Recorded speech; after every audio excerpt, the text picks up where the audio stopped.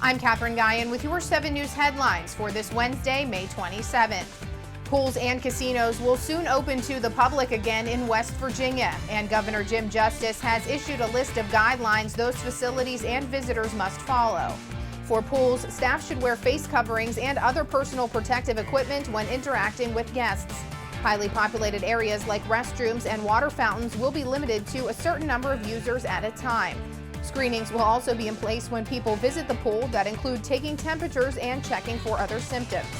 As for casinos, they will be allowed to operate at 50% capacity. The layout will also be different for video lottery and table games to ensure 6 feet of distance between visitors. Employees will also be encouraged to wear PPE.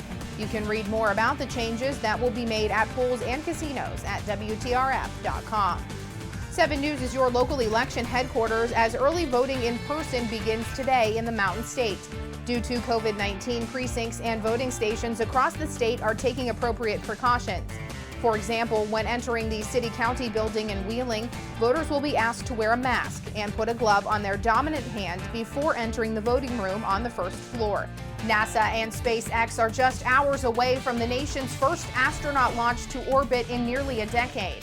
2 veteran astronauts will ride SpaceX's Falcon 9 rocket and Dragon capsule to the International Space Station on a test flight.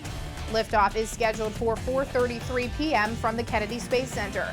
SpaceX needs calm conditions to be able to make the launch, so if the weather is not favorable, the next try would be on Saturday. You can watch Liftoff live this afternoon on WTRF TV and online at WTRF.com, as well as on our Facebook page.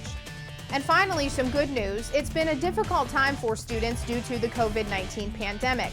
Missed graduations and field trips and much more have made for a much different end to the school year. But at Sherrard Middle School, teachers wanted to do something special for their students. So they organized a drive-by parade to be able to say hello and finish the year on a positive note. Remember, for the latest headlines anytime, you can visit WTRF.com and be sure to join us on 7 News.